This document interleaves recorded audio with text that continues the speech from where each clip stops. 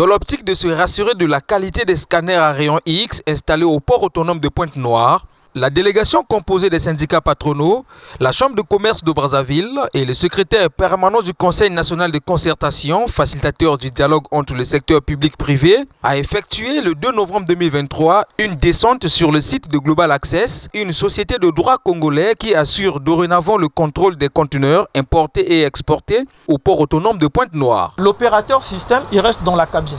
Il est assis là.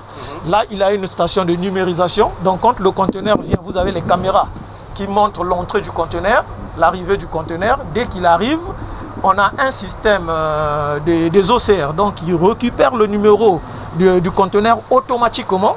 Et le conteneur passe en moins de 30 minutes, 30 secondes.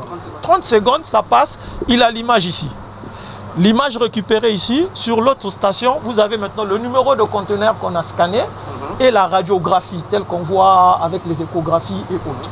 Et en ce moment-là, l'image là est basculée au niveau du centre d'analyse qui est vers la direction départementale de douane pour analyser en temps différé. Parce que là, dès qu'on décharge, on scanne le conteneur. C'est stocké dans le parc en attendant que l'importateur puisse faire sa déclaration douanière.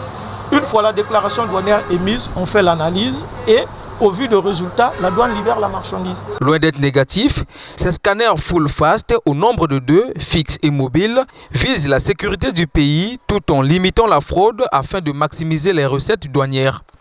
Ils permettent donc de contrôler avec plus de détails possibles et non intrusifs tous les conteneurs qui arrivent via ce port en eau profonde et en un temps record. Vous n'êtes pas sans douter qu'avec le contexte sécuritaire qui a prévalu après le 11 septembre, beaucoup de ports sont devenus extrêmement exigeants, même les ports de réception, sur la capacité de renforcer la sûreté et la sécurité des installations portuaires. Pas uniquement simplement l'aspect douanier de la chose. Donc aujourd'hui, ce sont des équipements qui sont fiables, qui chaque jour s'améliorent, qui permettent d'avoir une plus haute résolution, un plus grand discernement, une plus grande discrimination et qui permettent de faire le travail de plus en plus rapidement. Donc globalement, une nouvelle technologie, je ne peux pas dire aujourd'hui qu'il y a quelque chose qui est négatif. L'œuvre de Global Access est le fruit d'une convention signée entre la dite société et le gouvernement congolais qui s'emploie jour pour jour à sécuriser son territoire.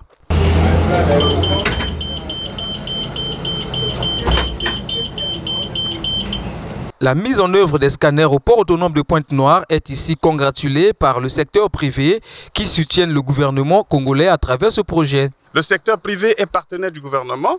Nous travaillons d'étroite collaboration avec le gouvernement. Quand le gouvernement a bien fait, on dit qu'il a bien fait. Et là, nous soutenons le gouvernement. Aujourd'hui, la cabale, c'est tous ceux-là qui ne se retrouvent pas à travers la transparence.